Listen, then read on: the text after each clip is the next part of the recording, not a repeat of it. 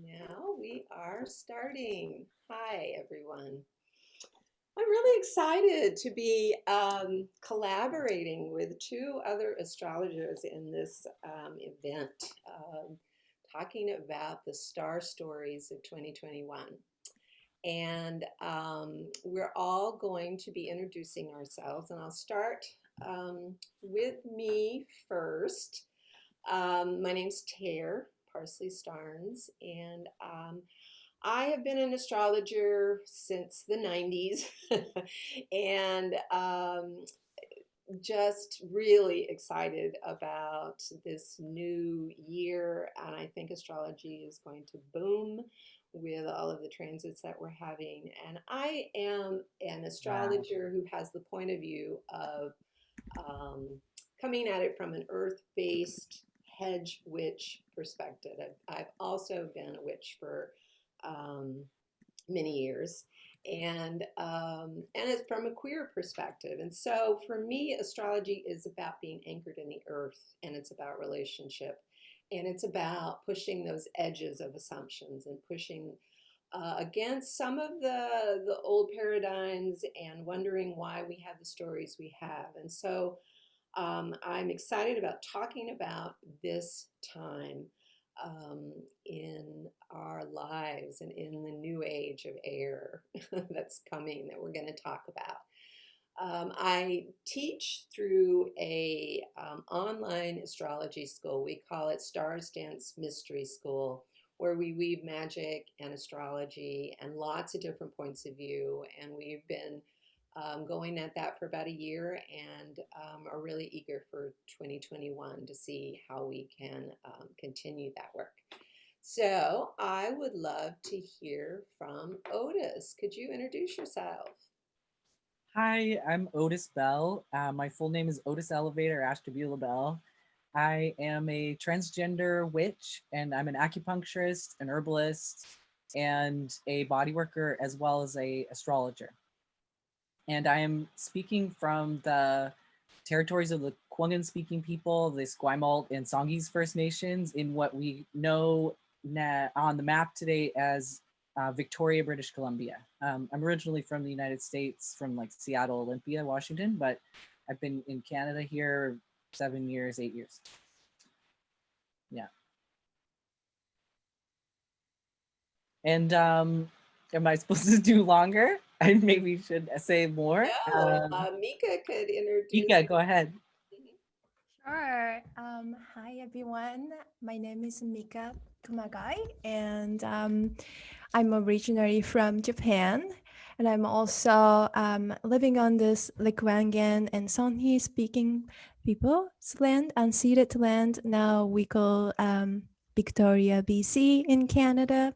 I have been practicing studying astrology for over a decade, and um, just yeah, started seeing my clients for about 1 year, and I'm really grateful for Tare to facilitate this wonderful astrology event today. And I just wanna shout out and big thanks to Tare.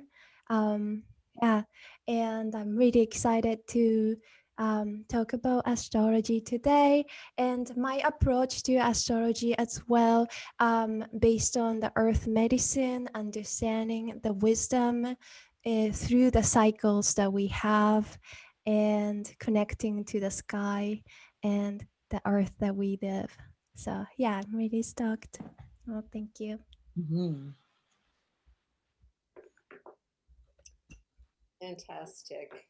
Um, Mika and Otis already did this for the land where they live, and I also want to acknowledge the land where I live and the traditional people who have lived here for thousands of years, the Dakota people who still live here, who still call this land sacred, and also the Anishinaabe people who also have a very vibrant and living culture here. Where I am in the upper Mississippi River Valley, also known as Minneapolis, in the center of the US. So, um, Yes, just to acknowledge these people and the land that we're on. And a part of my astrology, and also why I was excited to work with Otis and Mika, is that we also frame our astrology through activism, through decolonization work, through really reframing some of the ways that the overculture, capitalism, all of these systems of oppression have influenced us, and how we can use astrology in a way to be activists and to be in sacred relationship. And part of that sacred relationship is not only with the land, but with the people who have been harmed by colonization. And so I honor these people, and I honor the debt that my people owe to these people, to the indigenous people of this land. And so activism is a big part of this year. It's a big part of the big change that if you paid attention to astrology at all, you may have heard that there was a great conjunction that happened on winter solstice. And that great conjunction was the meeting of Jupiter and Saturn in Aquarius. And it captured a lot of attention because it was visible and it was close, and it was happened on a really significant time at the winter solstice.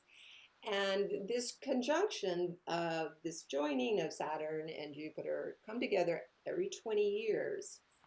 But what makes this one special is that there's another cycle that 20-year conjunction, great conjunction, flows within, which is called the Great Mutation. And that's where, for about 200 years, Jupiter and Saturn come together in the same element.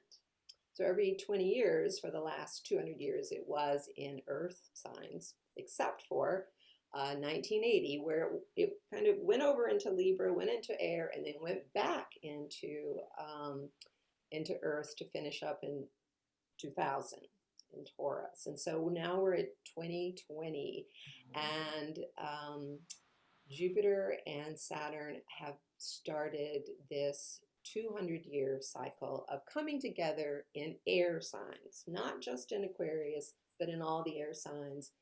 Aquarius is an air sign, Gemini, Libra. And so this is not the same thing as the age of Aquarius, but we're kind of framing it as the age of air, because this is a very big different focus, and it's a little bit hard to predict what is 200 years of air focus going to be like, especially in this time as we are poised at the end of maybe the end of empire, maybe the end of a very toxic and harmful relationship to the earth and to other peoples of the earth.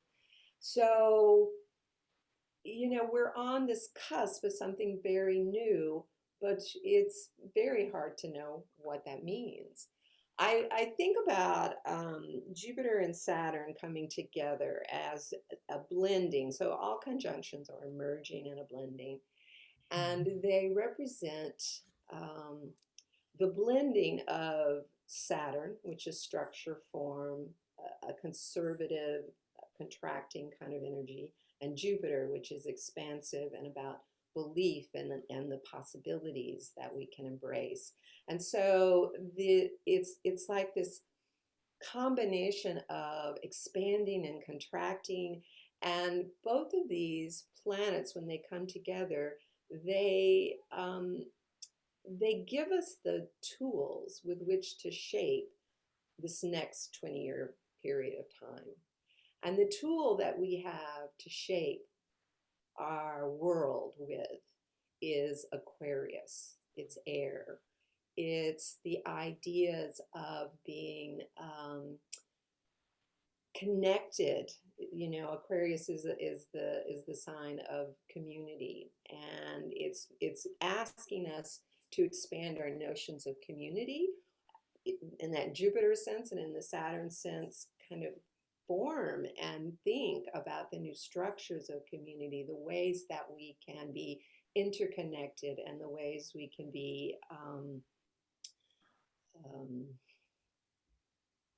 interdependent upon one another. And so, this idea of interdependence and connection and community, and also Aquarian energy is sort of a radical revisioning also. And so it can be very future oriented. It can be very scientific, very technological. We are going to see that. We're going to see trying and scrambling to shape the world through technology. And there's, kind of the good side and bad side of that, right? There's a mindfulness that we can bring to how we are going to be shaped by our shaping, right? How are we going to be shaped by a new age where we are more connected through technology? And what should we be mindful of around maintaining those other ways we need to be connected through our hearts and through touch? And how do we bring our bodies into this age that's very air-centric? I think those pieces of being human is really, really important right now, as a way to balance and as a way to not leave behind our bodies, not leave behind our feelings, not leave behind connection that feels interwoven and earthy. So these are some of the thoughts that I have about this great conjunction. We are just in the beginning of this. As we go into this year, Mika is going to talk a little bit about the major influence of Saturn in Aquarius squaring Uranus in Taurus 3 times. And so this is another flavor of how we're going to start shaping this great era of age. And it's going to be through that radical kind of interaction between Saturn, which can be authoritarian, which can be about maintaining structures, and Uranus, which can be about disrupting them. And Mika is going to talk all about that. But there's just this continual piece in this great conjunction. I kind of thought of it as a portal that we entered into, and that it's going to keep being repeated throughout 2021 through transits to Saturn and to Jupiter. Saturn and Jupiter move at very, very different speeds, and so they're very close together now, but they're going to start separating. Jupiter is going to speed ahead, and maybe that grand conjunction will feel like speeding through Aquarius, where Saturn is going to be pulling it back and saying, slow it down. So we're going to feel these periods of expansion and contraction. And the transits that are going to come up this year are going to kind of keep massaging us and keep making us have this feeling of things speeding up and slowing down. And as we think about air, and Otis is going to talk a lot about air in his piece, that there's a lot of different sides to air. There's the ways that air can focus us, and the ways that it can give us language. And so all of these things will be woven into the stories we tell today. I think I'm going to hand it off to Mika now for you to talk about Saturn square Uranus. Okay. Well, Tere, would you please start my video? It's enabling me to turn on the video, the camera on. Yeah, Oh, will you start mine as well? Because I actually will just keep mine on. I didn't realize it was going to do okay. that. I didn't turn them off on purpose, so I I know. We turned them will. off, and then now we can't turn them back on. Oh, It's I see. Okay, yeah. let me see how to do Yeah. that.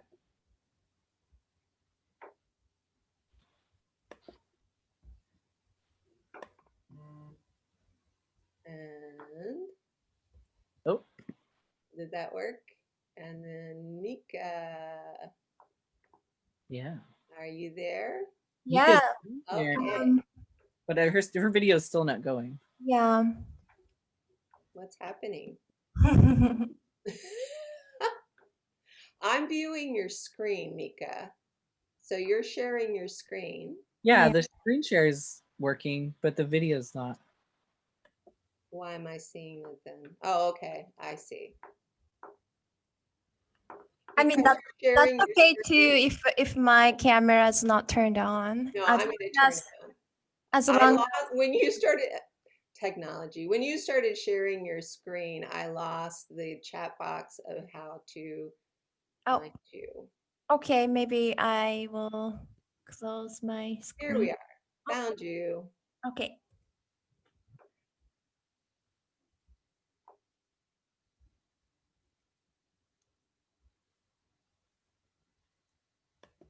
Allow.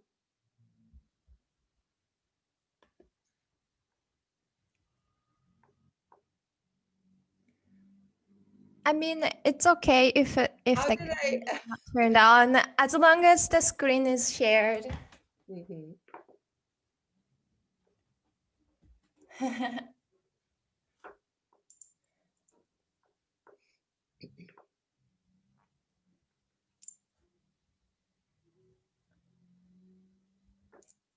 Shall we just start like this? Yeah, that sounds good. I asked you to start your Oh, video. oh, there Oh, you go. there you are. Oh, there you are. It was very difficult. Yay! Okay. Hi everyone. Okay, well, so yeah, I'm going to talk about Saturn Uranus square, and yeah, let's dive right in. So this is the main signature transit of 2021.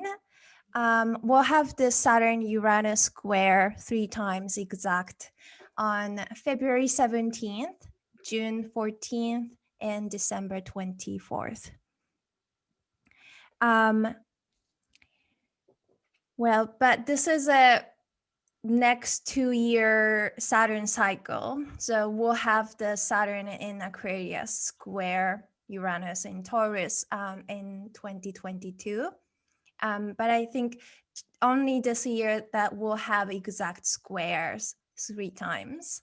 And square means when planets are 3 signs away from each other. And these represent a conflict between the planets and trigger and the pressure and action. Saturn signifies orders, structures, limits, boundaries, and challenges. Uranus signifies revolution, rebellion, unsettling, shake-up, and liberation. Saturn is diurnal domicile of Aquarius, which means a planet in its domicile is like being at home, comfortable, and it has access to all its resources. So Saturn in Aquarius can do better job rather than any other signs, except Saturn also rules Capricorn. But it is say that Saturn is more diurnal planet, so it's preferred in Aquarius than Capricorn. And Saturn in Aquarius has a bird's eye perspective to understand social structures and innovate systems that work for all of us. the last time Saturn was in Aquarius was in 1991 to 93. And that's the time that internet, the World Wide Web, was published to open to everyone. And that's like accessible technology that was suddenly available to us. And so it's interesting that the internet is having its own Saturn return. And we had this preview of Saturn in Aquarius in the late March to the beginning of July in 2020. So think back then, there was a extreme lockdown all around the world, and everyone all of a sudden we socializing on the internet, and Zoom became more popular than any other time. And before that, when Saturn was in Aquarius was 1962 to 1963. That was the time that civil rights movement were really active. And we also saw that, and there was social justice movements back in early spring to the summer in 2020. So we expect more of those radical change, restructuring, major update, and breaking from the old patterns in the past.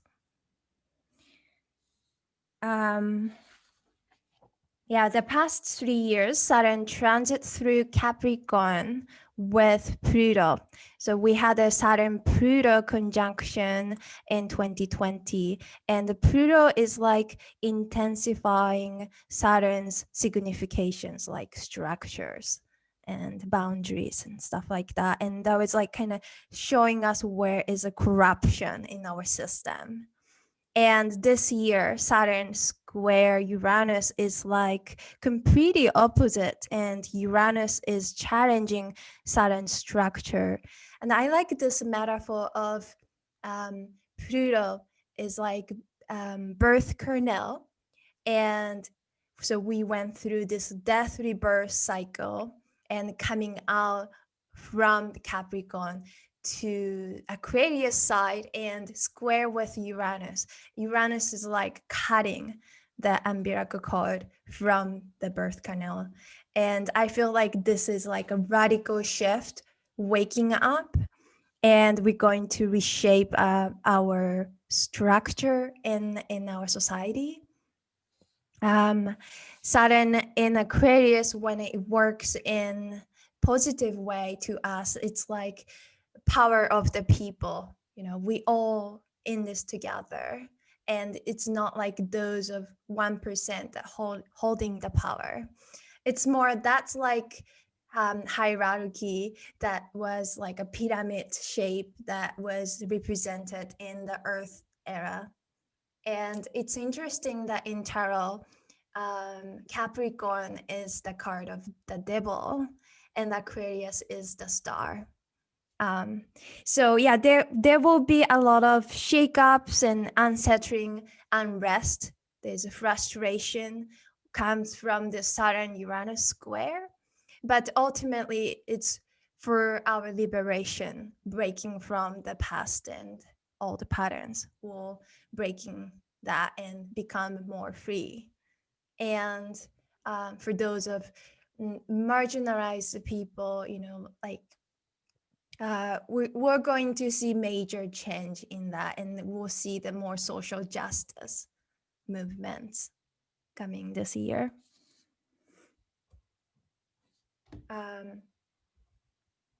And Taurus is ruled by Venus, and it's Earth fixed sign.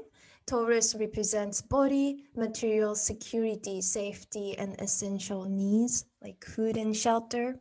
And the Earth itself is a very Taurian symbol. So Uranus is triggering all these Taurus symbols like the matter, materials, and safety and comfort, and relationship to our body too. It's triggering to reshape that and change. I mean, we already see, because Uranus is in Taurus since May 2018 to 19, on and off. So it's already changing, this radical shift in Taurus sphere.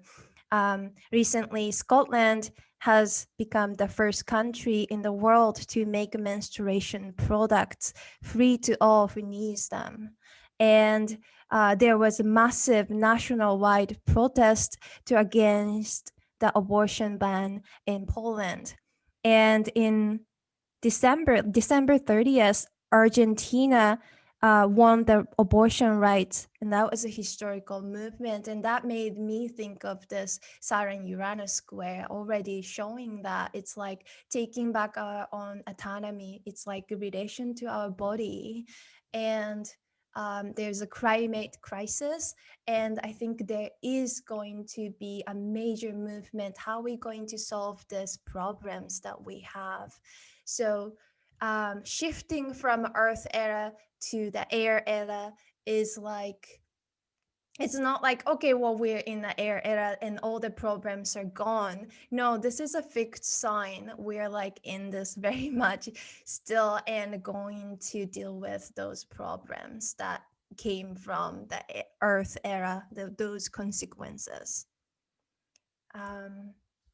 And Mars enters Taurus on January 6th and square Saturn on January 13th and conjunct Uranus on January 20th. It's like very volatile and disruptive aspect. And this transit will intensify the Saturn-Uranus square. It's like activation. It's so interesting because January 20th is inauguration in the States.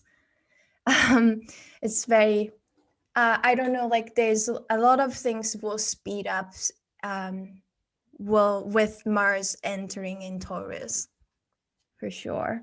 And throughout this year, Mars through fixed sign is going to amplify Saturn-Uranus aspect. So in July, Mars will be in Leo. In November, Mars will be in Scorpio. So around that time, too, will this kind of volatile, provocative kind of aspect that we can expect. Yeah, so how do we ground in the air era that's so shifty and unstable, but also kind of hopeful, because we want some change in our structure, but it will be unrest. Well, the answer is adjustment to the new way. So we will stay rooted but be flexible. And when I think of grounding practice in the air era, is like the widow medicine. The widow tree dances with the wind, but still rooted in the earth. So be strong like the widow tree, able to bend without breaking under the weight of the storms that comes your way. And how to find a Saturn-Uranus square influence in your chart? Look at Aquarius house and Taurus house, plus other fixed sign houses like Leo and Scorpio. So I'm going through all these 12 zodiac signs based on ascendant sign and where you can find Aquarius house and Taurus house. So for Aries ascendant, Saturn in Aquarius will be in your 11th house, the house of friendship, groups, community, and allies. So those area of your life will experience major restructuring. And Uranus in Taurus is in your second house, house of assets, personal resources, and self-worth. So those areas gonna get stretched out, just to remember the widow tree medicine. And then well, I'm just gonna use the pointer. So the 8th house is your Scorpio house. Oh, sorry, no, 7th house. It will be Scorpio house. Oh no, I'm lost. Okay, there you go. For Aries ascendant, eighth house, other people's resources and mental health, death and grief, and the fifth house in Leo, house of pleasure and creative project and children. So all these square places and the fixed signs are going to get stretched out. So remember the willow tree medicine. And for Taurus rising, Saturn in Aquarius will be your 10th house, career and the public role. So what you do in the world is going to major activation getting stretched out. Also Uranus in Taurus in your first house, self, body appearance, vitality, and life force. So your own identity, your relationship to yourself and how you show up in the world is going to get stretched out, as well as the fourth house, home, foundation, and parents. Seventh house, committed partnerships and relationships. So yeah, check out all these houses and make sure to be flexible and rooted at the same time. I like when Tara said opening, and um, when I think about this Saturn Uranus square, is like opening and also constricting, opening. So it's like a movement. So just be flexible wherever you go and feel stretched out, and trust and be open to that change. For those of you Taurus ascendant, because it's a fixed sign, you may feel very directly affecting your life.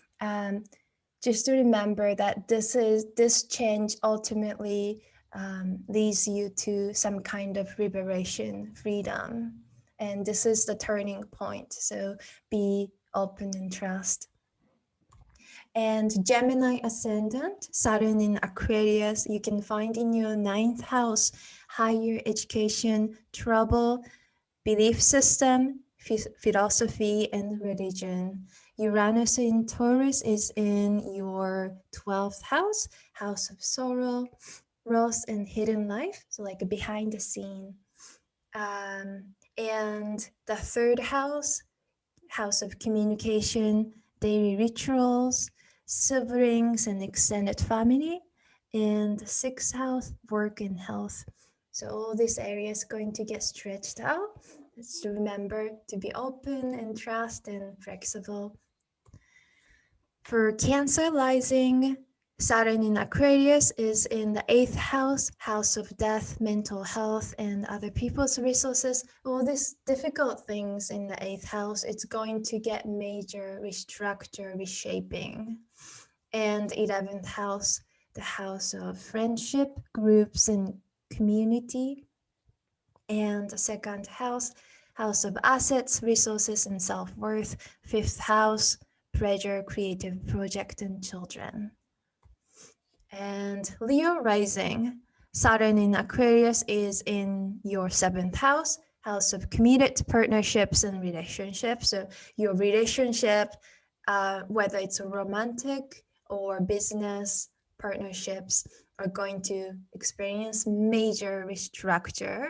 And in your 10th house, Uranus in Taurus transiting through your career and public role. That's also major effect, because those are the fixed ascendant signs. So like first house 2 and the fourth house, house of home, foundation, and parents, all these areas going to get stretched out. So remember the widow tree medicine in those areas. And Virgo ascendant, Saturn in Aquarius will be in your sixth house, house of work and health. So how you manage your work or health, how you plan your daily schedule too, that's kind of sixth house signification. And the ninth house, higher education, travel, belief system, philosophy, and religion, like learning things. So those things getting hit by this transit, and as well as the 12th house, house of sorrow, loss, and hidden life. And third house, communication, daily rituals, siblings, and extended family. For Libra rising, Saturn in Aquarius will be in your fifth house, house of pleasure, creative projects, and children. Uranus in Taurus will be in your eighth house, house of death, mental health, and other people's resources. So those areas going to experience stretch. It's a little bit difficult areas like the eighth house. Just remember, this change will bring you liberation, freedom, and just go with the flow, but with the sense of rootedness and own will. And the house of friendship, the 11th house, and the second house is also getting stretched by the transit. And Scorpio ascendant is also major because it's a fixed ascendant sign. For you, Saturn in Aquarius will affect your fourth house, home, foundation, and parents, and Uranus in Taurus in your seventh house, committed partnership and relationship. And the 10th house, career, public role, and the first house, major reshaping on those areas. And for Sagittarius ascendant, Saturn in Aquarius will be in your third house, house of communication, daily rituals, siblings, and extended family. And Uranus in Taurus will be in the sixth house, house of work and health. And as well as the 9th house and 12th house will be stretched out this year. There will be a lot of change in those areas. And Capricorn ascendant, the second house of assets, resources, the self-worth will be Saturn in Aquarius, and Uranus in Taurus transiting through your fifth house. And as well as 8th and 11th house will be stretched out. So watch out those areas. Remember the widow tree medicine. And Aquarius ascendant, well, Saturn will be in your first house. Yourself, body, appearance, vitality, and life force. And Uranus in Taurus will be in your fourth house, home, foundation, and parents. And the 7th and 10th also getting stretched out. So remember to breathe grounded, but with the flexibility in this year. That's a major shift in your first and fourth houses. And last, Pisces ascendant, Saturn in Aquarius will be in your 12th house, house of sorrow, loss, and hidden life. And Uranus in Taurus in your third house. And 6th house and 9th house also getting activated, getting stretched by this transit. So yeah, we went through those 12 signs based on ascendant. I just want to give shout out to all this fixed sign ascendant people. It will be a little bit of unrest and unsettling feeling and discomfort because fixed sign is not, it's disrupted with this change. But just to remember the bird's eye view, the whole picture from the Aquarius perspective. And this is change. This is a turning point that we are experiencing as a collective level and also individual level. And how you apply this change, wind is blowing. So you just go with this wind and see where it takes us. Yeah. Okay. So this is my part, and thank you for listening. And I wish all of us the blessings in 2021.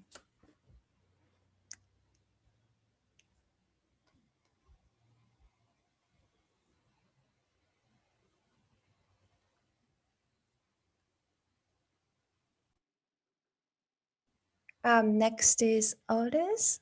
No, it's Oh, me. oh yes, sorry. Next is Tere. If you could stop sharing your screen. Yeah, oh for sure.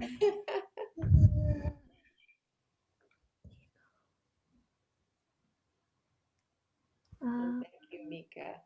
That yeah. was a lot of just recognizing for me, helped me to recognize that that we're being stretched, that we're going to be stretched. That's kind of the energy of a square, and you showed how like the grand square. So when we're talking about the fixed signs, which are Aquarius, where Saturn is, and then Taurus, where Uranus is.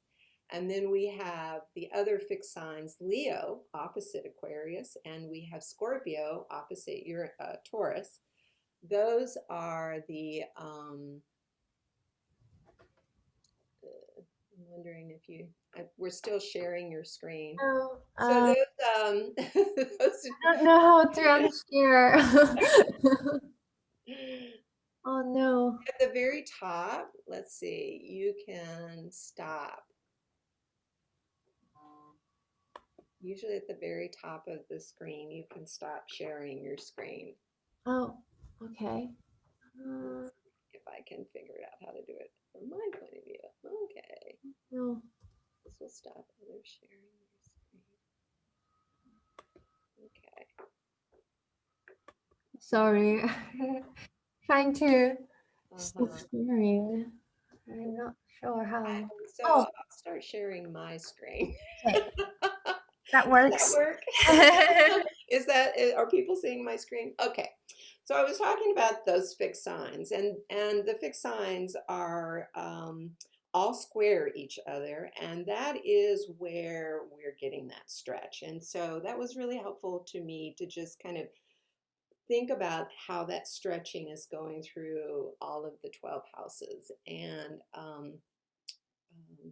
yes, it's something to kind of reflect. I really invite people to really reflect on those houses that are being stretched this year by these fixed signs.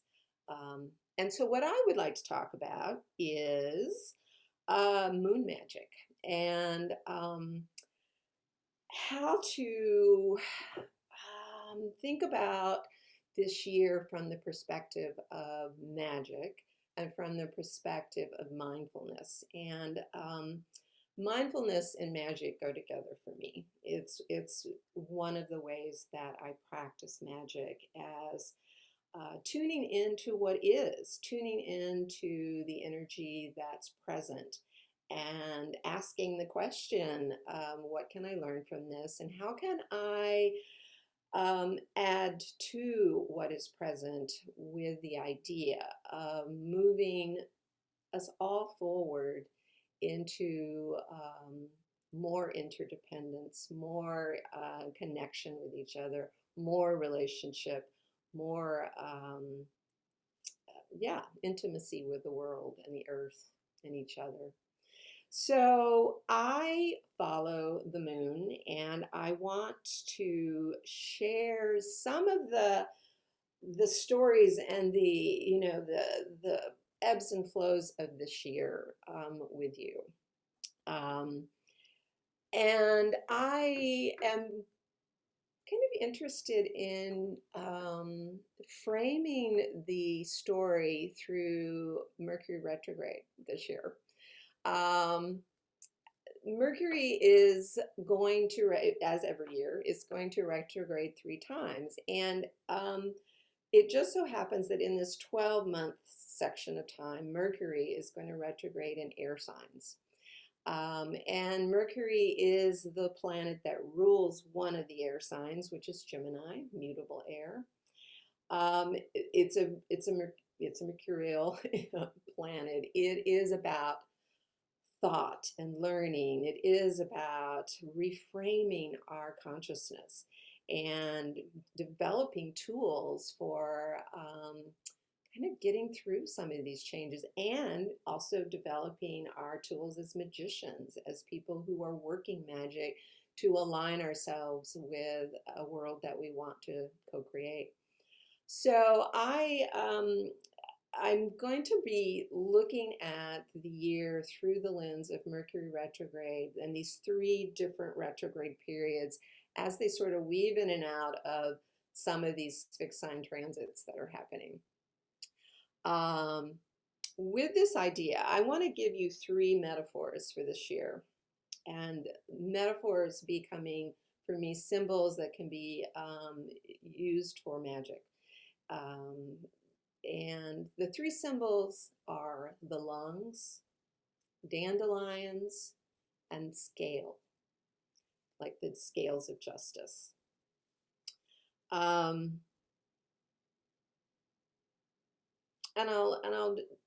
I'll explain why as we go along. But the beginning of this year, right away, we're diving into some major transits in January. We don't have a time to pause and reflect and think, oh, what will this year be? We're going to start moving into the powerful transits that are coming. As Mika said, when Mars enters Taurus, on January 6th. That is Mars finally leaving Aries after being in Aries for 6 months, which is a long time.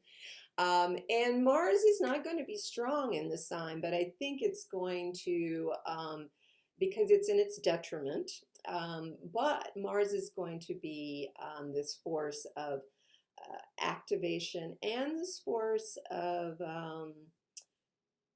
getting us to think more about the Earth. So Uranus in Taurus, been in Taurus since 2018, and now Mars going into Taurus. It's like the Earth is going to wake up. And I think about January as being this setting the stage and laying the firewood of some, maybe some explosive moments during the year. And so Mars entering the first fixed sign of the year, it's like it's going to start to lay down some attention towards our bodies and the Earth. And the Earth is going to start speaking pretty loud this year. And it's been patient. I think we've been going through this Capricorn period where this cardinal sign Capricorn time, where we've been looking at our structures and we've been looking at our leadership and we've been looking how things don't work for us, and now the Earth is saying, and now I have something to share with you. And so this is another frame as Mars enters Taurus. Mars will be in Taurus until March 4th. The first new moon in Capricorn is an earth sign, and this year feels like a lot of back and forth between the grounding of earth and the expansiveness of air. And so we have a moment of the new moon to set an intention of grounding, planning, and listening in this Capricorn stillness before we enter a period where Mercury goes into its retrograde shadow zone on January 15th. So now what this means is that Mercury goes through a portion of the zodiac, and then it stops and turns retrograde, and then comes back and goes backward to the place where it's going to station direct. And this first part where it's going forward through the time it's going to go retrograde is called the shadow zone. So it's still moving direct, but it's like preparing us. It's opening the door for, here's a time for us to rethink, reset, have new ideas. And one of the things I would really love us as astrologers and people who follow astrology to think about during Mercury retrograde this year is maybe it's not bad.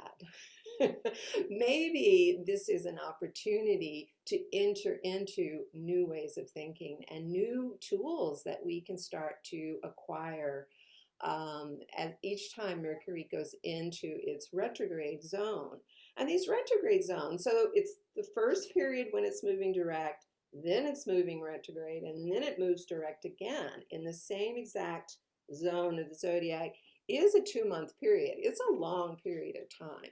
So we have plenty of time to kind of feel into what Mercury retrograde is about. But this first one, I think, is about the lungs. I think it's about, and why I say the lungs are actually ruled by Gemini, which is another air sign. But I think I want to think about the lungs in Aquarius time, where this first period of the year is really emphasizing Aquarius, because the lungs are our way of exchanging with the world around us. It's the way that we will connect with the world around us. It's a metaphor, and it's an actual way we remember we're not alone. We remember that our breath depends on the breath of trees, and that the breath of trees depends on our breath, and that we share breath. During this time of the pandemic, breath is precious, and breath is teaching us something. It's not an easy thing to pay attention to in this time of pandemic. It's not an easy teacher, and that kind of points to how Saturn teaches us in Aquarius this year. Saturn is going to teach us in its typical way of things get harder, things get slower, and we're being asked to be with something that's very, very valuable, which is our breath and our lungs. And so I invite you to think about, in this beginning part of the year, as we enter into some lunar cycles, of how do we expand into this interconnection and know it from the place of our breathing. The next thing that happens, and Mika's talked about this, was that in January 20th, the U.S. presidential inauguration also is a very volatile conjunction of Mars and Uranus. And there could be conflict. There could be, the Earth could actually say, I have something to say here. So one thing I noticed, that as soon as Saturn and Jupiter went into Aquarius, the Kilauea volcano started erupting. And the Kilauea volcano started erupting when Uranus went into Taurus. And that was that major time when it just kept erupting. And there are going to be things like this. And something like this could happen in January. But what it is, it's an awakening. Mars and Uranus is an awakening of the earth and our bodies and our ability to stay rooted, like Mika is talking about. So this Capricorn new moon is a great time to focus on those roots, focus on how to ground. The full moon in Leo happens, and there is, Leo is the sign, it's a fixed sign that's opposite Aquarius. And so Leo is going to really help us to balance this sense of abstraction that Aquarius has with our own creative fire and our generosity towards each other, and asking ourselves, what's the significance of me? What is my gift? How do I share in this great turning that we're a part of? Finally, at the end of January, Mercury actually stations retrograde, and this is when we really get that sense of, oh, the way I have been thinking before has to shift, and now I'm going to invite in a lot of new ideas, new ways to think. So that begins, and that ends January. Then we begin February, which is this time. Let me just check on something here. Okay. I see February as a flashpoint. I see that January has laid the fire, and maybe the fire gets sparked in February. The midpoint of a Mercury retrograde is when the Sun and Mercury come together. And so on February 8th, the Sun and Mercury conjoin. And this will be another moment of aha and learning and really starting to depend on our interdependence and our lung function and the way we share breath. I think this time in February will be really important. The new moon in February will be in Aquarius. And so that is another time to focus in on the lungs. And this new moon will be while Mercury is retrograding. And so I invite that sense of looking at things from the trickster point of view and from the magician's point of view, and using the tool of air and thinking about how to use that magically, because this will be the first time that Saturn and Uranus are squared during this lunar cycle. So that force of authority and the force of rebellion kind of coming at loggerheads, a square is that pulling apart, as Mika described it. And then we have a full moon in Virgo, where we get to land in Earth again. Virgo is an Earth sign, and Virgo draws our attention to our bodies and to our systems and to our well-being. And this is a time to exhale, I believe, and to reorient. The earth signs are showing up as sort of, as Mika said, a grounding time for this volatility that's coming.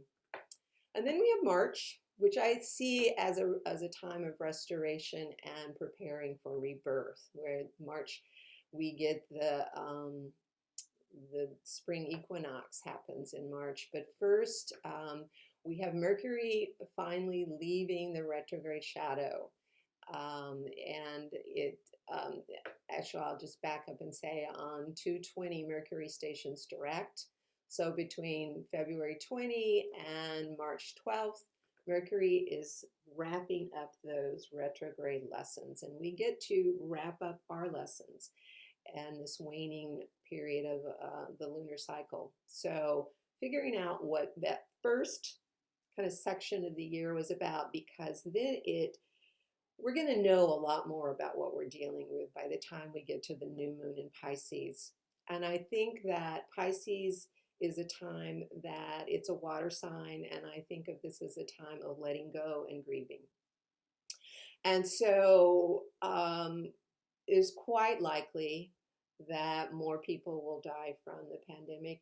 There could be more conflict in the world with this Mars-Uranus kind of influence. And so there's change that's happening. We are experiencing loss every day through lockdown and things like that. And so I believe this new moon in Pisces is a time to feel those feelings and to kind of ground in that piece.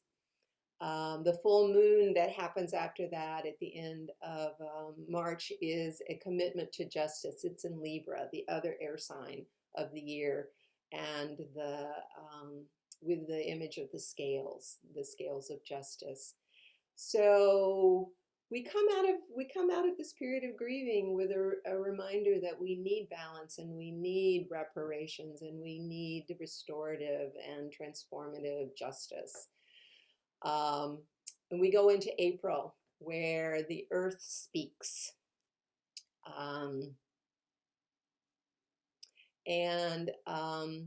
The new moon in Aries is just tumbling back into life in that Aries way. Mars happens to rule both of the signs of the new and full moon in April, which I think is interesting. Whereas Venus and Mercury and the Sun are in Taurus, which is that earth. And so I think of April as the earth is speaking to us, and how will we listen? And also thinking about how we'll take action because of the Mars influence of this lunar cycle. So we tumble into life in April, and then we also are reminded that death and rebirth are the natural parts of life. In May, we're learning to learn and we're seeking teachers and we begin some eclipses. So May is when Mercury enters Gemini, Gemini being the mutable air sign of learning and teaching and discovery and just connecting in this multitudinous way. And I want you to think about dandelions. I want you to think about how dandelions disperse and they are uncontrollable and they are considered wild and not very welcomed by the part of the world that wants to control nature. And it's just this the element of nature that is wild and that is uncontrollable. And we can become dandelions and we can spread and disperse. And so our activism, our change of the world is not going to come in a way where we know we've changed the world because we have control over the world. It is more like when we become a dandelion. And I think that this period of time will be really important to think about that. And Mercury goes back into the retrograde shadow zone in this period too, right after the new moon. Then we have a lunar eclipse, the first lunar eclipse of the year, and it's in Sagittarius. And this is just more of expanding our story and stepping into uncertainty. Mercury stations retrograde at 24 degrees Gemini at the end of May. Then we enter June, which I want to think about the magician, the trickster, the mystic. I want to think about calling our allies in as we really begin to think about change in the world. And there will be a solar eclipse in Gemini. So there's going to be a solar eclipse at the same day that the Sun and Mercury conjoin. It's their inferior conjunction. So this is just a very mercurial Gemini experience. And in that way, as we, how I like to do it is to have a lot of sense of humor during Mercury retrograde and when I am negotiating with Mercury, who will always get the upper hand if I think I can control Mercury, and because I can't.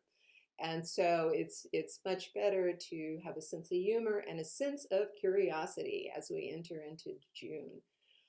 There's a lot of magic in this period of time. We have our second Saturn square Uranus in June. So that will also be kind of interesting. Mars is entering another fixed sign. It's entering Leo. So things just keep chugging along in this lunar in this year. Then we have a full moon in an earth sign. So we get to land a little bit. And that is in Capricorn. And it's like asking us, what is the plan now? Things have changed and we have a new terrain to deal with. In July, there's the courage to take a stand and going against the grain. So we know the terrain and we know we can't just sit back and let everything just happen. So we're identifying the places we need to take a stand. Mars is in Leo, that stand of the individual in alignment, in integration with the community and the Aquarian pieces. So there's July is about Mars, I think, and it's about courage.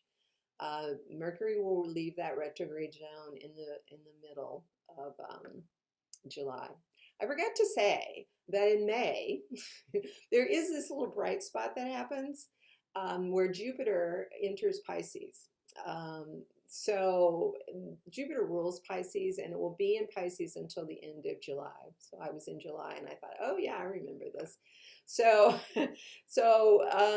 Pisces, Jupiter being in Pisces is a little bit of less stress, less of the feeling of everything is against us or we really have to work hard.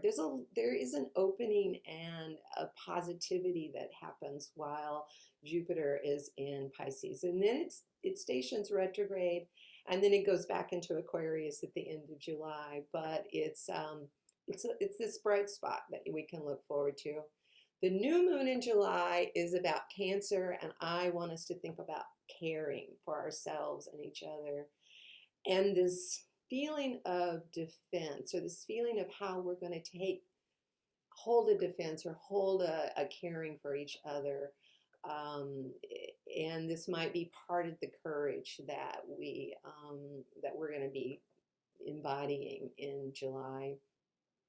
The full moon in Aquarius. So we get 2 full moons in Aquarius. So we just don't have enough Aquarius this year. So we're going to get 2 full moons, one at the very beginning, and then the next full moon will be at the very end of Aquarius. So that seems important. We get back to this idea of connectivity and the metaphor of the lungs. Another metaphor that we can talk about are mycelium, that connectivity under the surface, which can be subversive, but can also compost toxicity. There's this great ally of, through our connections, through shared breath, we're actually metabolizing the changes that are here and that we need to do. So there's a lot of possibility in this year around that kind of thing and that kind of magic. August is, we're starting to get into Virgo territory, and we're finding plans. And Virgo in connection with Aquarius, I think it's very technologically oriented, very scientific. There are systems we're developing.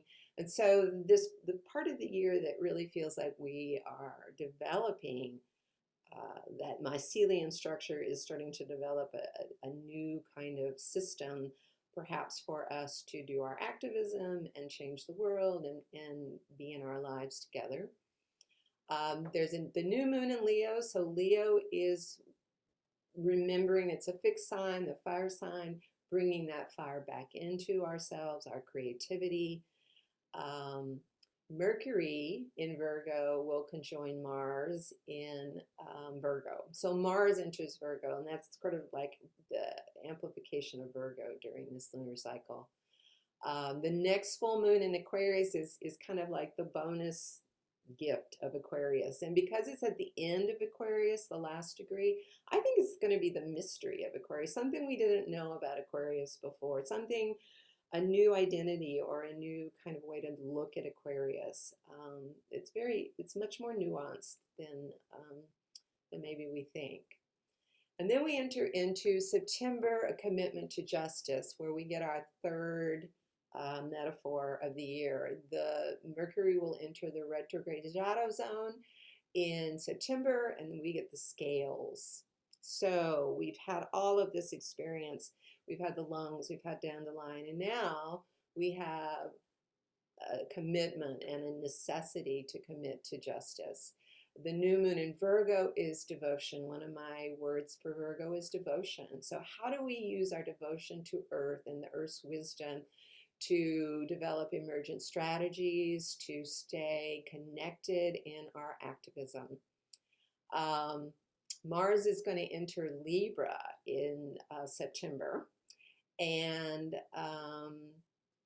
because Venus will be in Scorpio, Venus and Mars will be in mutual reception. That means they're in each other's signs, and there's kind of an interesting and really juicy like interchange between Mars and Libra, and that can feed Venus being a ruler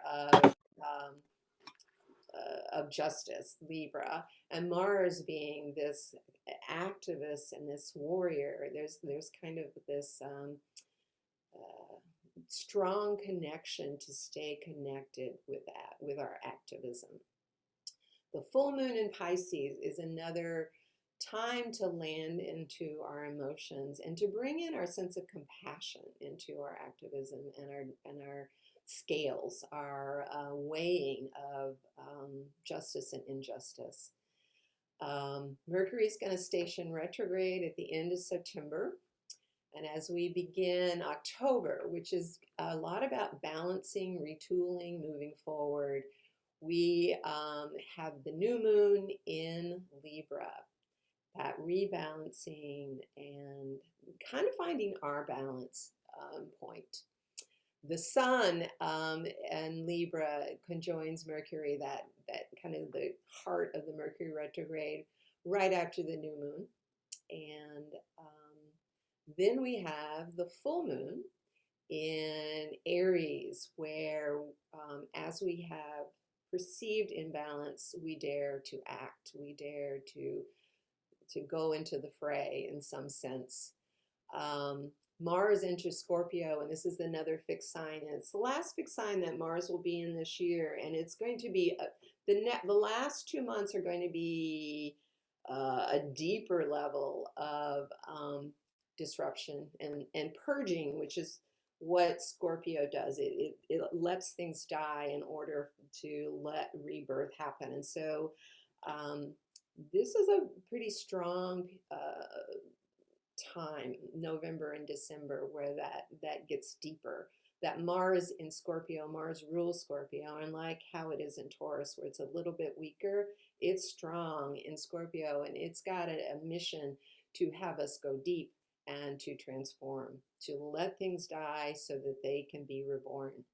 So in the middle of that, in the middle of a new moon in Scorpio, we have a lunar eclipse in Taurus. And so the eclipses are going to start shifting into Taurus Scorpio.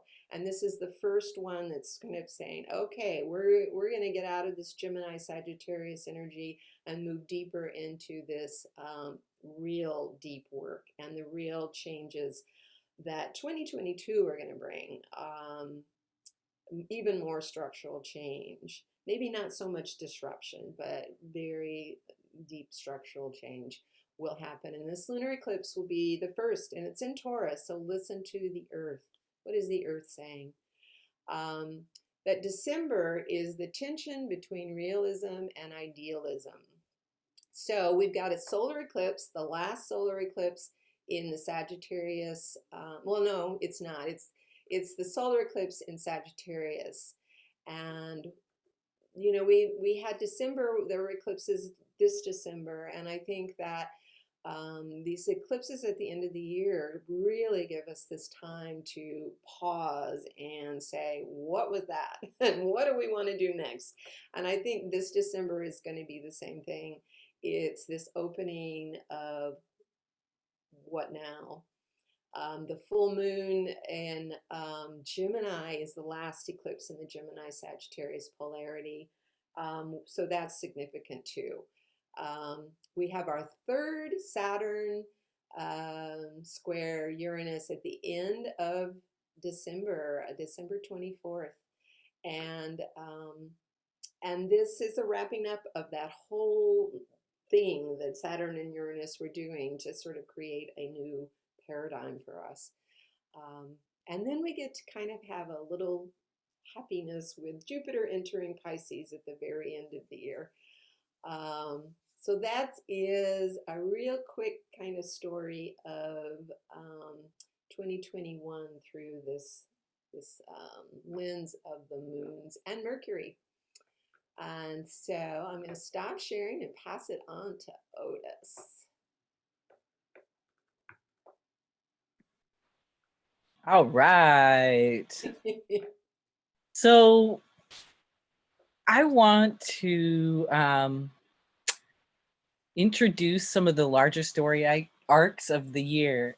I like to zoom out a bit to look at this time of air and story that Mika and Tere have laid out for us, and think about the larger cycles we're in, the longer transits. I think air, one of the gifts of it is that it's conceptual. And so we're invited to change our paradigm. And one of the ways as an astrologer, I find the tools of paradigm shift really useful and practical in this time. And as Tara mentioned earlier, this is an exciting time, I think, where we'll see an uprise in astrology, and we already are, in media and more in the public use, even with one of the things that I celebrated on the Great Conjunction was purchasing Chani Nicholas's app, who's one of the queer astrologers of our time. and also one of the most radical liberation astrologers and voices of our time, now working for Oprah Magazine. This pop culture is getting political and spiritual really quick. And it's these awesome queer feminist astrologers like ourselves, queer anti-racist liberation astrologers who are on the forefront. And we're even seeing on Netflix in pop culture this movie about this gay, very non-binary, actually I shouldn't even say gay because their sexuality, the whole movie was not talked about, but you can find pop culture and spirituality, embracing spirituality and star work as a guide, because in this time of change, there's great potential, great possibility, great innovation, and paradigm shift. And I think the stars are actually really useful maps to understand story work, because in the time of air, we're really looking at paradigm shifting through story work. What is normal? What are ideas that we conceive of as normal? And we have incredible things to work with that Tere and Mika have laid out, just sort of going through the signs and going through the year. I'm going to sort of zoom us out in an airy way. We get to embrace the spaciousness of air, the big picture of air, especially with Aquarius. It's a big picture, eagle-eye view of the story arc. And I think there's some really interesting story work that we're doing. So I'm going to switch to a little bit to a screen share slideshow, and just start the slideshow. It's the end of the world as we know it. And that era shift that we're going into air with, we're actually wanting to look at these longer time spans of shift in story. So we're at the dawning, maybe, Tara says we're not at the age of Aquarius, but I love singing that song right now because it's the dawning of a new air time. And the dawn magic is strong right now. When you're in a shift of a cycle that's 200 years long and you're at the dawn moment of that, what a time to be alive. Blessed be. There's a lot of change, a lot of chaos, a lot of shifting. But when we look at what is shifting, there is excitement in me, in my heart, because what we're doing is ending the heaviness of the Industrial Revolution of the last 200 years of this Earth great mutation, you know, where all of the great conjunctions were Saturn conjuncting with Jupiter in Earth signs. And that really sets up a mood. The mood for a couple 100-year long period of heavy Earth, industrial materialism. And to this point, the end of this era, we've gone slog through the last 3 years in Capricorn. Sorry, since 2008, Pluto's been in Capricorn, but also Saturn was in Capricorn the last couple of years, and the South Node was in Capricorn. So we were shedding and giving death to Capricorn stuff. And this old, as the cap point of this old 200-year period of Earth ways of defining normal, really. And I want to say I'm an astrologer who's mostly made up in my constituency of air, and I'm actually finding that death work right now is extremely exciting because it's a place in astrology too we can look at, not just astrology, we can use astrology to look at the death work we're doing, because we are doing death work. It's evolutionary work and it's rebirth work as much as it's death. And so when we have the kinds of things like we've been doing to end the Earth cycle, like Pluto and Capricorn, starting in 2008, going till 2024, we're actually well along in this sort of work of shedding of this era of Earth. And things are going to start to speed up. The changes are going to start to speed up, and the heaviness of Earth and the burnout and the crashing of the systems, the crashing of the industrial police, prison industrial complex, the economy, these materialist structures that serve these institutions of violence and patriarchy and like elitism, those are actually more Capricornian things. Capricorn rules authority, paternalism, society, structures. So what are we giving death to of that to make way for air? I think that's really interesting. And with Uranus and Taurus in this long transit too, there's a liberation work going into the Venus ruled Earth sign to end off this to end off this Earth era. And when we're giving death to Capricorn and giving a revolution to the Venus ruled sign of Taurus, I really hope we become more embodied, connected to the earth. I hope the earth's voice becomes stronger and louder. I hope it's a revolution of the earth and of the values of the earth and the amazing love and embodied love that we actually are in our own bodies, our senses, and in the earth. So I hope it's an uprising of art. I hope it's an uprising of everything Venus, everything sensory, of dance, of pleasure, of people maybe people are having lots of sex because they're stuck at home. Maybe they're having less sex because Saturn's been in Capricorn, but going to Aquarius, Saturn in Aquarius is, I think everyone gets to be liberated. And what that means, I think Saturn and Aquarius, we are actually, well, I'll switch to the next card because we're looking at the card in the major arcana of the tarot that rules Saturn in Aquarius is actually the Fool and the sacred zero of everything and nothing. And this amazing dance that it has with the one creates the entire internet, zeros and ones for one, but looking at the zero as potential for a system, as the idea. And this is what I love about shifting to air, is that you get to radicalize normal with the actual fundamental foundational ideas of what normal is, okay? So like normal's been being maintained in Earth. We get to actually experience, like we did this year, earlier this year when Saturn first went into Aquarius in April or March, whenever that was, that window in the spring, when everything stopped. And the pause, the collective pause of air, the spaciousness that actually you could hear more birds because there was less planes and there was more air creatures out flying around in the air.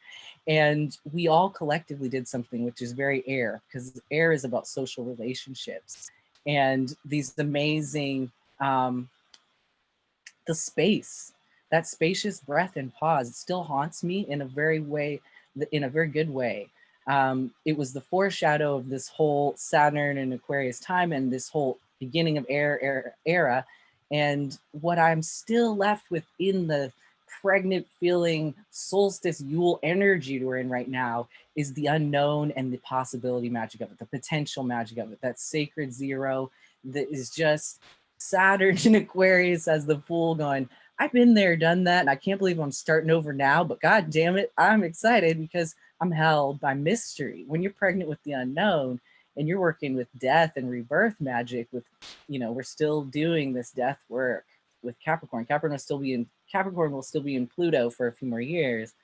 When we're going through death, I look at some of these air allies as really interesting things to show up right now. We may be dying, we're facing collective mortality. So one of the ways that we're doing that is with the air. So what we saw was with this pause was how fast air can act and how collective and social it can be, how much the patterns can change so quickly. And we all collectively stopped, and actually things haven't really gone back. And people think about it going back, but I actually just think we might as well go forward with the bendy willow magic like Mika is saying. And I've actually been talking with buddies of mine too in my life about willow magic. Actually, that's a plant that's been coming up because it's like, when you think about the mycelial nature, it grows in the adaptability, the innovation. And right now, in the part of the world I'm in, willow is turning gold and quickening out of the swamp in the dark. And so we are coming out of the dark. And we're about to go forward into January with a stack up in Aquarius. So a very visionary energy. And I relate to it with story magic like Bridget, the well tender. Aquarius is the water bearer. And sorry for my view is blocking this slide, but this is the star card on the right side of the slideshow. The star card is pouring this visionary waters from the stars upon us. And we're about to get steeped in that this month. And so enjoy Imbolc. It is going to be, well, if you celebrate Imbolc, I march around as a witch. So I refer to sort of witchy references and the deities like Bridget that I associate with the water bearer. I also been bonding with the Kaliach from old stories of lineage around Aquarian archetype because she's the hag that shows up. The old one, the water bearer who tends the well, who's got the wise advice, who maybe that old Aquarius is coming in, that's also the Fool. I just love this sort of new beginning, dawn energy and the visions that are going to come. And so want to just give credit to another visionary other than I mentioned Chani Nicholas. That's like, well, the Chani app, I will tag on to that last comment, is amazing because it's created by survivors of gender violence, and they were trained in software production. They created the app. They're going to maintain the app, and 5% of the app, 5% of the proceeds of the app go to this project that helps people come out of abuse and gender violence. And just the full whole roundedness of that kind of visionary project is the new way I see emerging. And those are seeds and models for this time. That's an Aquarian innovative air sign idea of new normal. And this is another hero of mine, Christy Rode, who makes these fabulous tarot cards. She's a New York punk rocker astrologer. She's amazing. Buy her stuff, support her. She politicizes things well. She brings in queer culture well. Her Next World Tarot book is incredible. It goes along with the beautiful artwork she creates. But I just think some of the things that we have to do in this time is find our own inner genius, because that water bearer Aquarian energy is genius energy, sparkle star energy, revolutionary energy. That's where it comes from, inspiration and visionary energy. So where you find that and where you find in the world, support it, support it in yourself, be awakened by it, and pour forth that visionary restructuring of a new normal. Because as we saw this last year and all the death of the old in Capricorn in this whole era, old tired ways of doing things that we're so literally have brought to the edge of death because of, or literally these are death cultures that have just been like throwing our people under the bus and us under the bus in systemic violence and institutional violence, right? So we are revolutionizing normal, what culture is, what wellness is, what our paradigm is. It should have never been normal. And the kind of quick changes we can see with air, I'm really excited for. As much as we're going through an unsettling time, it's decolonization work. And so I just want to embrace air. And I just want to give props to Bramble, who I know is attending today. This is the tiara. Here is a reference to, like, it can be intense to be an experience where you're channeling a lot in, you're receiving a lot in, and you're giving a lot out.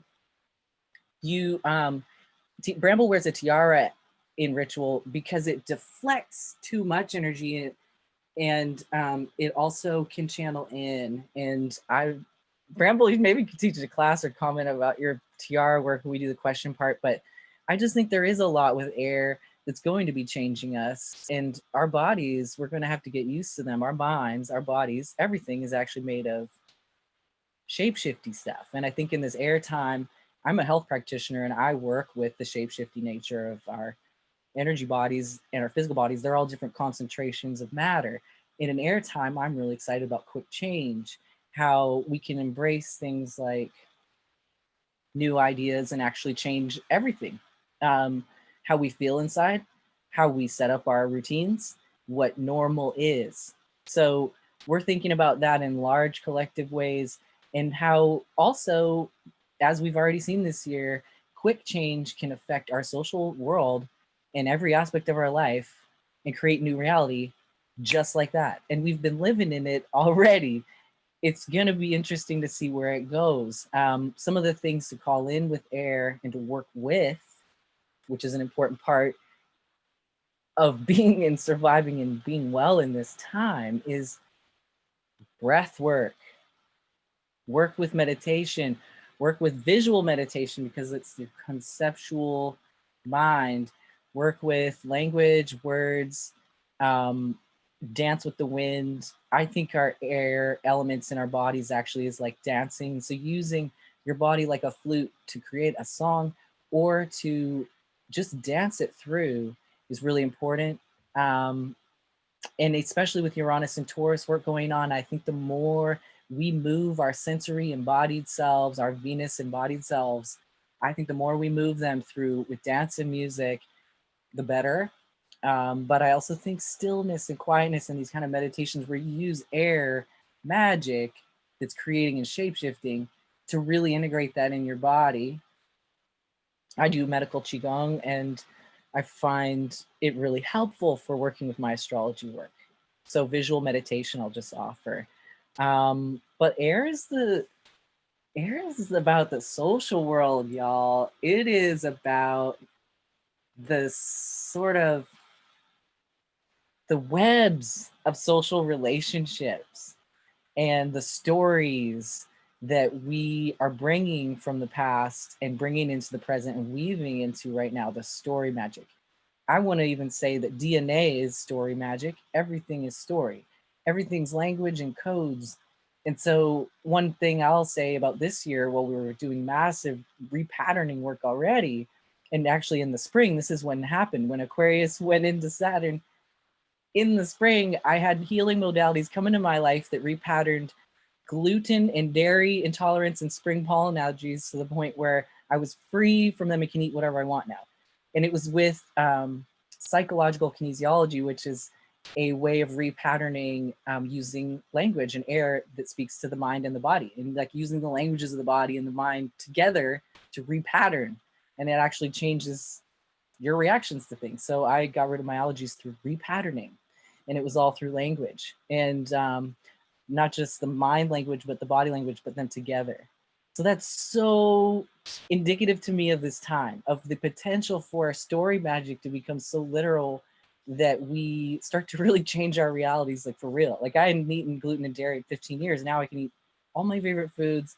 So thinking about coming out of the heaviness of earth into air, it can be overwhelming. A lot of people are saying, we'll ground through this time. I'm also inviting expand, open up, liberate through this time. You know, there could be things like I experienced where you get to like have these massive radical repatternings that you couldn't even imagine. Right now in the solstice energy, I feel really pregnant, like a bear hibernating, pregnant with a dream.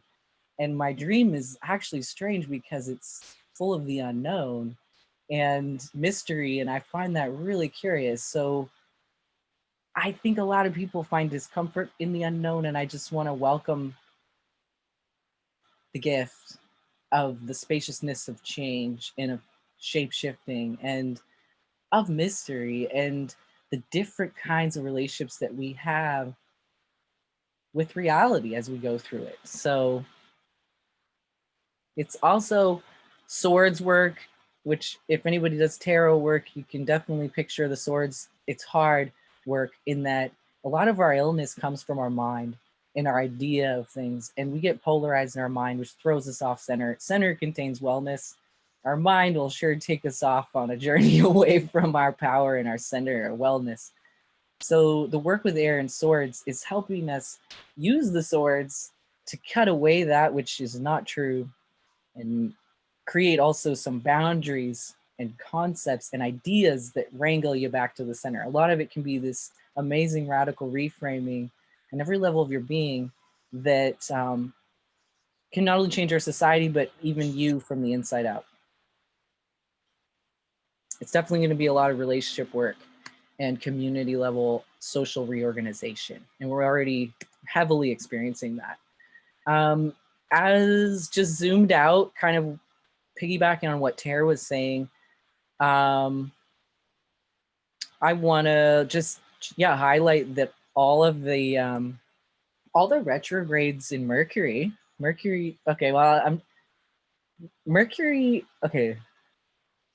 let me just say this first. There's something I like to look at, which is this overarching story. It's like at witch camp, we all go on a path and we all have our own personal tarot card we draw for the day, or our astrology of that day. The moon's aspecting me today. Oh, we always have camp and Virgo time, whatever. We all have our personal thing that a lot of times we look at in astrology. But the larger story of camp is something we collectively experience. And so the kind of astrology I'm drawn to is the collective evolutionary astrology. And in your natal chart, evolutionary astrology is looked at through the nodes of the moon and Pluto, and it shows kind of through the nodes of the moon the collective evolutionary trajectory of that time. And so if it's in your chart, it'll show that for you in your lifetime, so your overarching camp story for your whole life. But then also in this year, we're having this north node in Gemini, and that's describing a trajectory we're going towards. We're evolving into Gemini right now, folks, and we have been since last June. We will be all this year.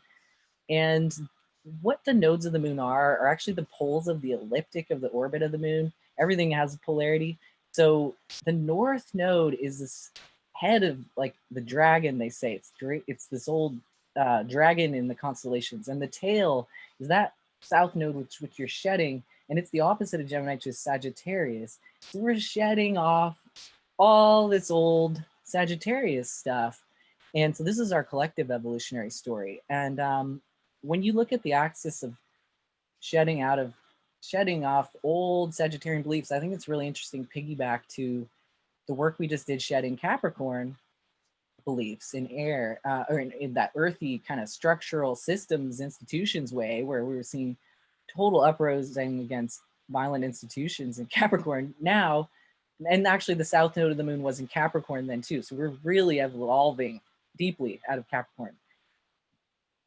The evolutionary work is more the soul work. So our collective soul work is really shedding out of Sagittarius right now, and has been since last June and will be all this year. And what that really is thinking about getting, it's thinking about mostly, most distinctly, shedding dogmatic group identity. Wait, okay. It's like shedding, with South Node and Sagittarius, it's shedding dogmatic group identity.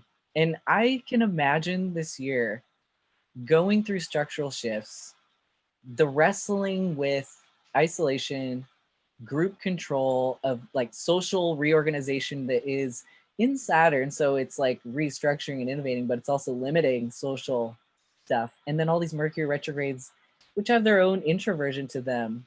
So there's an introversion of air. There's a reorganization of air and a limiting of air. And as we go into these limiting periods, I think there's going to be a lot interacting and bouncing off of the Mars in Chiron, the Uranus in Taurus, the just a lot of agitated energy in there. And disruptive energy is going to be happening while the social things are shut down, and we're going to be reinventing our social world. So you can see this creative tension. You can see how group fundamentalism, dogmatic group fundamentalism, and even religious dogmatic group identity can become a thing. And in fact, it might battle it out with one another, because we're seeing a lot of battling energy coming ahead too. So we're seeing like this sort of like these tensions of the rifts between the really conservative and radical functions, but not just that, because a lot of people across politics are really uncomfortable with suppression of social norms. So you're going to see group identities. Oh, how can I say this? Even the fact that as a globe, we took this collective pause and we're struggling with coming together in a unified way around our own mortality with climate change issues. This time of death that we're being led through with air is this opportunity to be, able to shed out of Sagittarian beliefs in the South Node that there's only one way. And that actually, as we evolve into Gemini in the North Node, we're really looking at the multifaceted, diverse, our richness is in our diversity in Gemini. It is in the diversity of the many ways, the multi-pronged approach. It's very mycelium. It's very much like we are weaving together. So all of this energy in the air signs is about social and organization, and it's going to want to weave together. So that's what I love. And I wonder if these Mercury retrograde periods are going to be the different air signs gifts to the social reorganization. We're going to reflect, folks, as we go through death. Some of these air signs are psychopomps. They're mediums that are going to travel us through death and guide us. We're looking for guides, because Gemini and Sagittarius, it's a time of guides. They're both mutable signs. And our collective evolutionary work right now is around like, how do you, instead of going to church one day a week and seeing and having someone preach to you about the one way to do it, that's Sagittarius stuff, that sort of group dogmatism that is shedding. Instead of doing that, how about your magic, even as witches, how about we don't go to camp once a year and have a teacher that teaches us, right? That's so Sagittarius. Right now it's all Gemini. It's decentralized. Everyday magic is more Gemini. Gemini rules community, siblings, and everyday magic. It rules priestessing in the everyday. So we're seeing this sort of mycelium of magic and witches and everything weaving in that has been concentrated in the religious sector of society. We're seeing it go through this Gemini thing. So you see it in pop culture. You're going to see it on Netflix. Where everything's kind of like going to become more spiritualized. And I think that's appropriate because we're going through a facing of collective mortality. So these air signs, this air sign in Gemini, I love. Another shout out to another radical revolutionary queer POC at the front. Janelle Monáe is a Gemini. Look for people who are guides right now. Gemini is ruled by Mercury. Mercury is related to Hermes in traditional mythology. And that, of course, is a guide. And the winged staff and going through, and Hermes actually takes us through death as a psychopomp.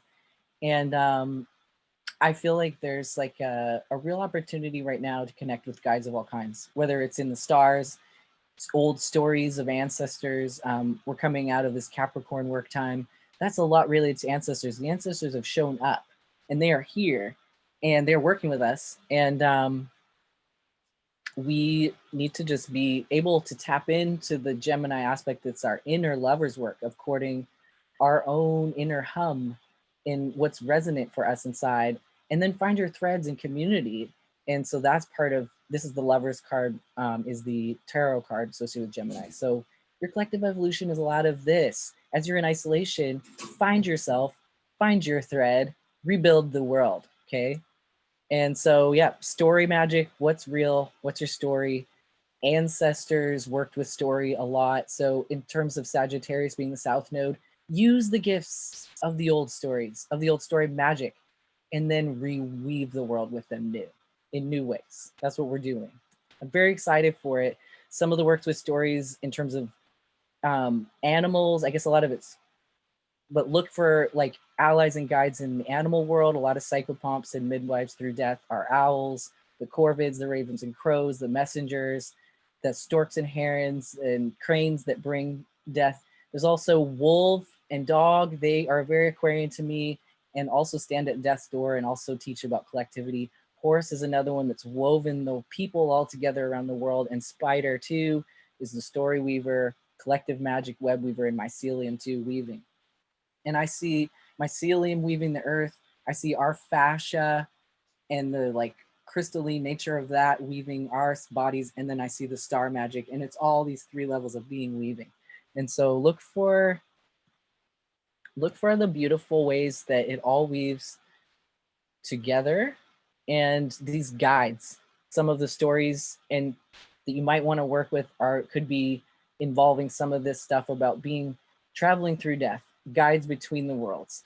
Some of the collectivity stories of the wolf and dog. So many people have gotten dogs in the world this year. Dog medicine's with us, collectivity medicine, family medicine, that kind of stuff. And just really working on reweaving a new normal, but death, rebirth, bird, air, allies like birds.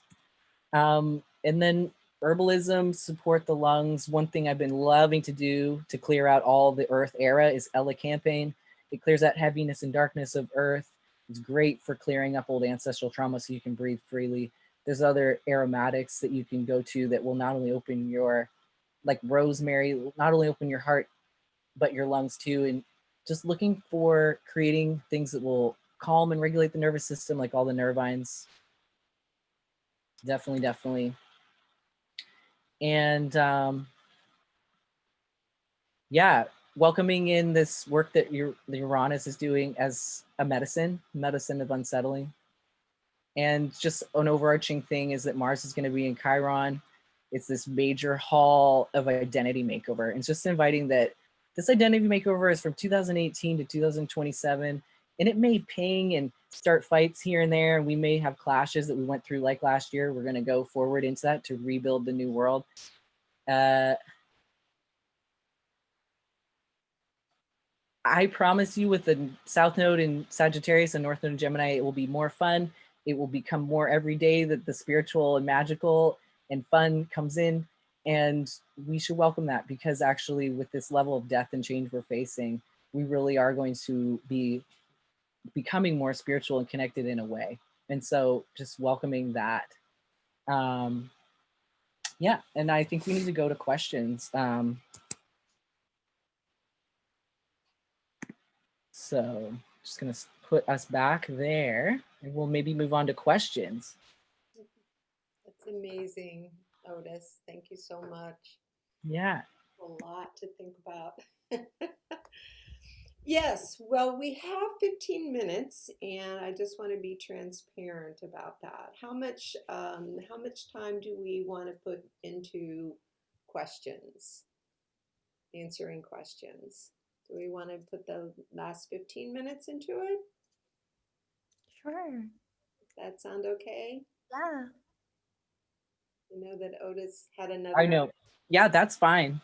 We can see Okay. how it goes, and if there aren't very many questions, we can end with a little bit of meditation. But Yes, well, okay. Here is the thing. If you have a burning question we haven't addressed, and this recording will be made available because I know that there was a lot to take in, and so you might be able to take it in viewing it again, and we'll send out a link to the list. And we got some questions in, but if you have questions now, write them in the chat, please. And I thought that, some of the questions were topics we addressed, so we're not going to list all the questions, but some are a little bit unique. And I thought that one of them was fun. It was, how would you describe your forecast of 2021 in 2 words? So I'm going to ask Mika and Otis to answer that. What are the 2 words for your 2021? I love that question. This morning I did a meditation and yoga, and the word came to me was sacred power.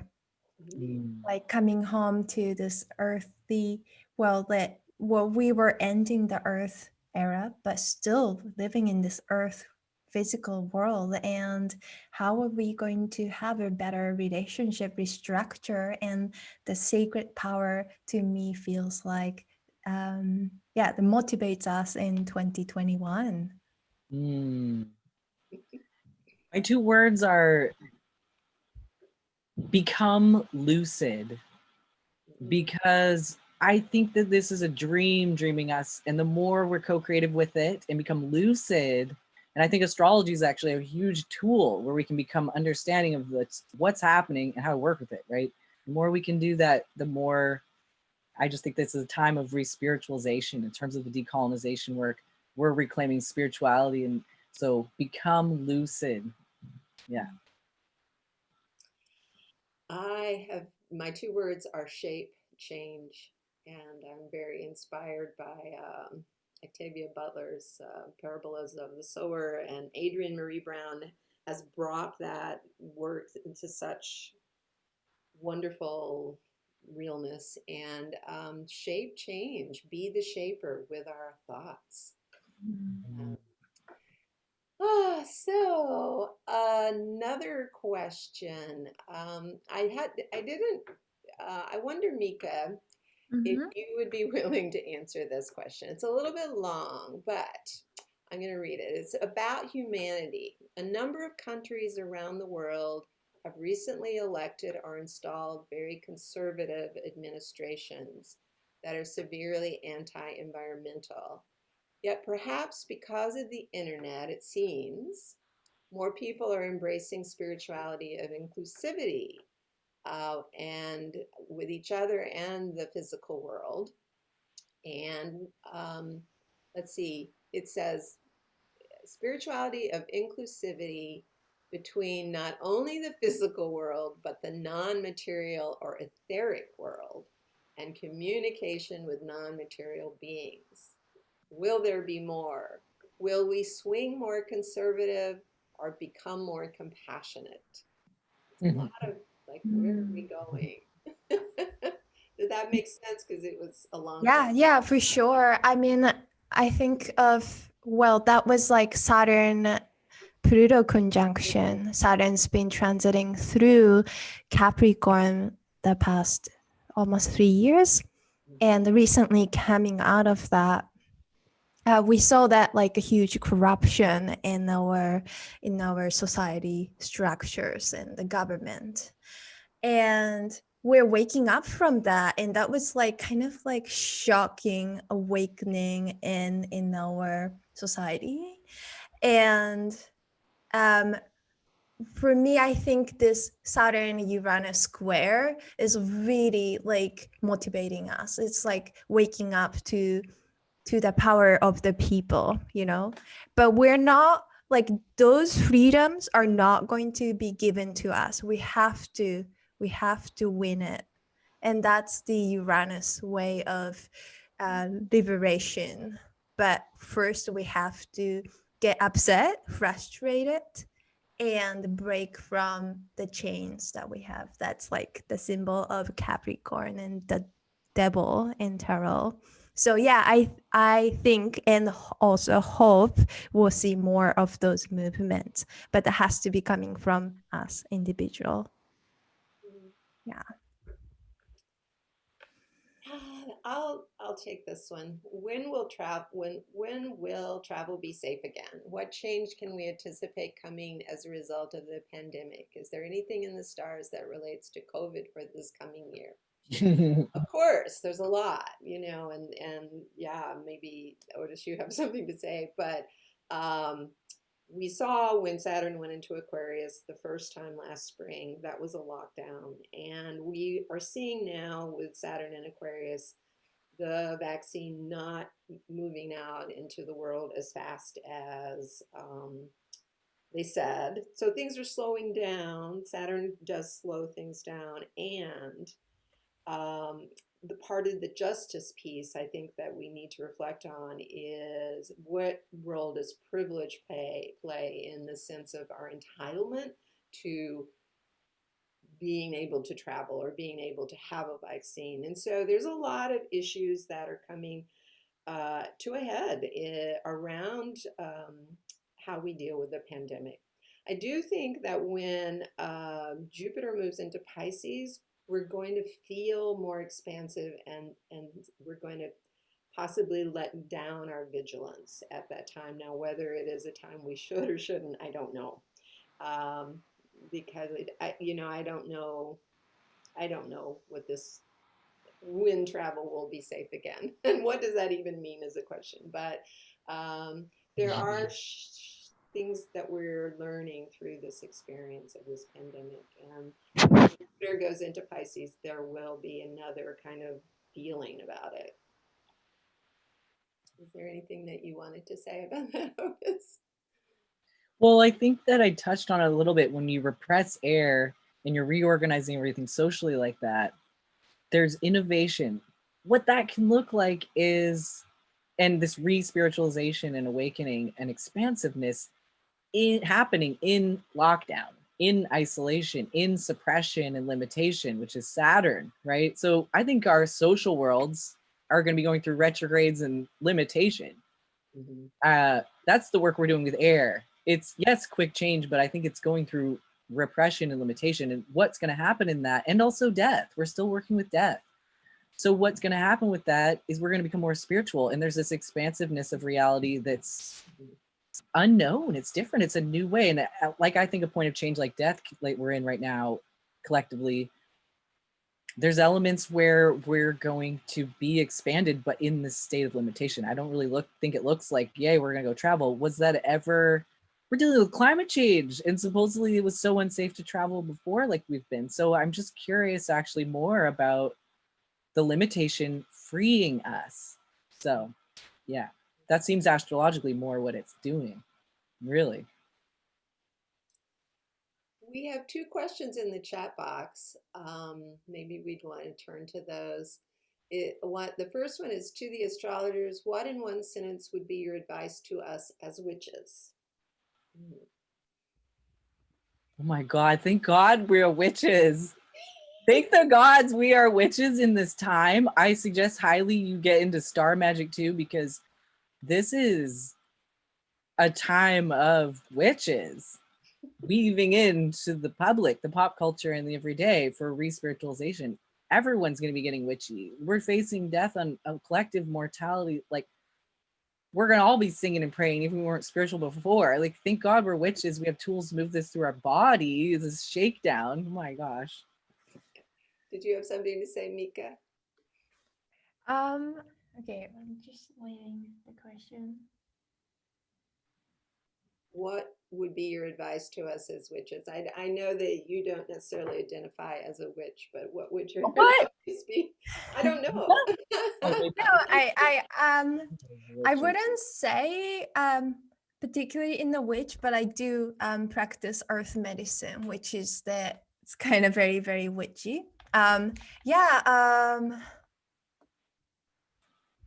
think of shedding and being like, I feel like this Gemini North Node medicine is very potent this year. And as a witch, well, that's like shape shifting, like you, Tara, say that at the shape shifting magic, and really tapping into those things, and also maybe rediscover old stories in our history and tell stories. That's like more Sagittarius medicine, storytelling. So spread the stories, learn story from your lineage, your ancestors, and or your family of origin.